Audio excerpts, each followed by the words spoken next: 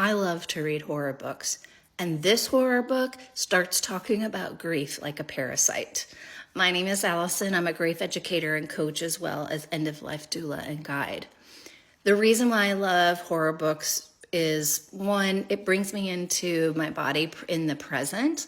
It's a great escape for me. I've always been fascinated with horror or psychological thrillers or paranormal books my whole life, because the things that they describe are either a moral in the story of way human beings really are or could be if we continue down this path. And there's usually some hidden, in most cases, there's usually some hidden moral to the story, but the description of things that we experience as human beings in horror books is usually just chef's kiss.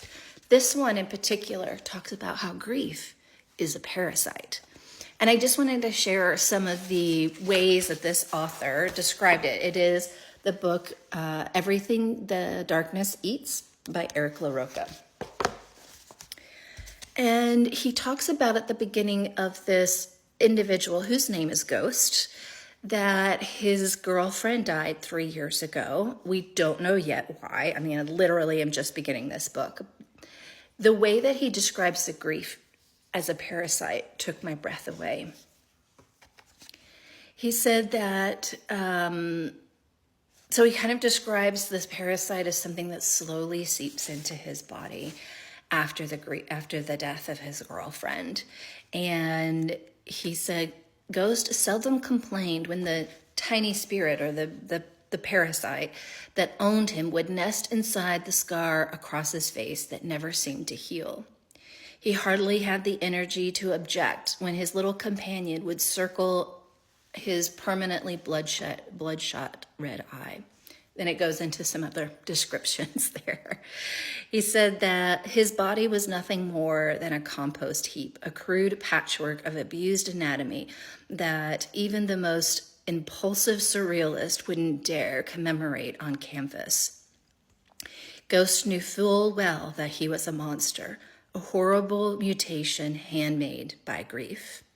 He goes on to talk about, thoughts where his brain goes and how it kind of goes back and forth on, whether he wants to join his loved one or does he want to stay. And he continues to go back to, I want to stay.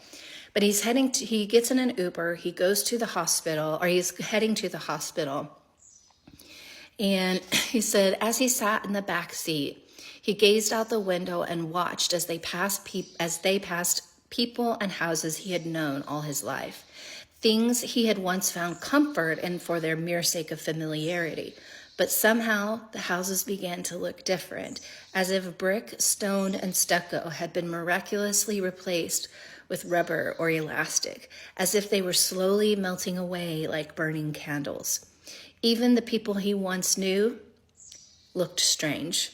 Memorable faces now thawing out, almost unrecognizable, as if forever caught in a blurred snapshot.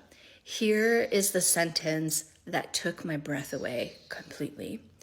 Ghost had realized that grief had not only changed him, but remade the world the same way a child might manhandle a lump of clay, of wet clay. Oh, brilliant. And I haven't even gotten past that because I had to share that. Now I don't necessarily believe that grief is a parasite. I do think it is super complicated. It's so hard sometimes.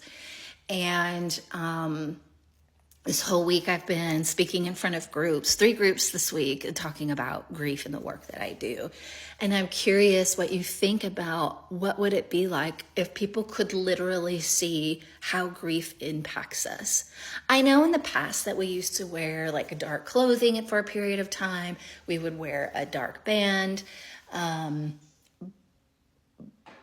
But would you find it easier if grief manifested itself in a way where everybody could see it? I'm curious.